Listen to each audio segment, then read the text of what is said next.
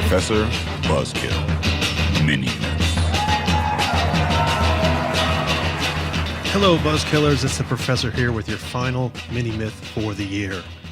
You know, there aren't many myths about New Year's Eve and New Year's Day celebrations, but most of us don't give any thought to how the standard Western calendar came about and how we ended up with those celebrations. So I thought we could end the year and look forward to next year with a little perspective on the impermanence of things we often think are eternal. Observations of a new year go back at least as far as the ancient Babylonians. They decided that the first new moon following the vernal equinox, that's the day in the spring, Buzzkillers, when the amount of sunlight and the amount of darkness are equal. That first new moon after the vernal equinox would be celebrated as the start of a new year. They had a huge religious festival lasting 11 days. If there was a new king to be crowned, they did it during that festival, and a sitting king would have his reign symbolically renewed. Calendars across the ancient world were based on lunar and solar cycles, and sometimes they had to make complicated mathematical relations between the two. Things really changed, Buzzkillers, when the Roman calendar became the dominant one in the ancient world. It had 10 months, 304 days, and the new year began on the vernal equinox. But gradually, the Roman calendar will fall out of sync with the sun, and they had to continually make adjustments. So in 46 BC, the famous buzzkiller Julius Caesar added 90 days to the calendar to put it in line with the solar year. He also named January 1st as the first day of the year. January was named after Janus, the Roman god of beginnings and traditions. Janus also had two faces, one looking forward and one looking backward.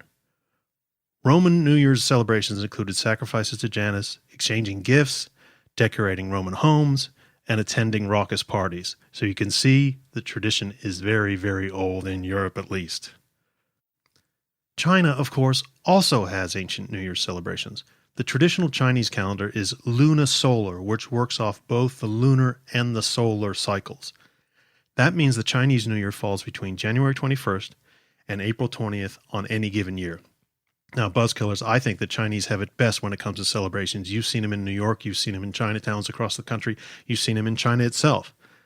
Their New Year's celebrations last 15 days and are very, very colorful and festive.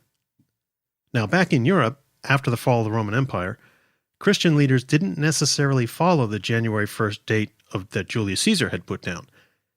At various times and in various countries, monarchs and church leaders often chose dates they thought were more holy than New Year's Day, more holy than January 1st, that is.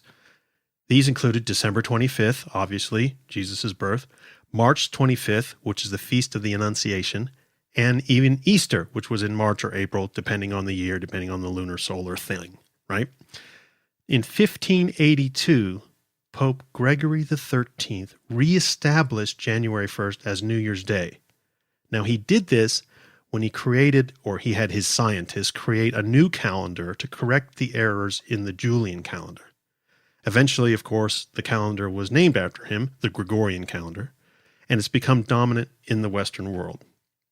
Observations for New Year's Eve and New Year's Day continued as they had before, mainly celebrating renewal, rebirth, new beginnings, people drinking out the old year, drinking in the new year, and we hope we'll be renewing buzzkilling throughout next year and maybe even have some new beginnings to the show. Adios, buzzkillers. Have a great New Year's Eve and a great New Year's Day. Talk to you next year.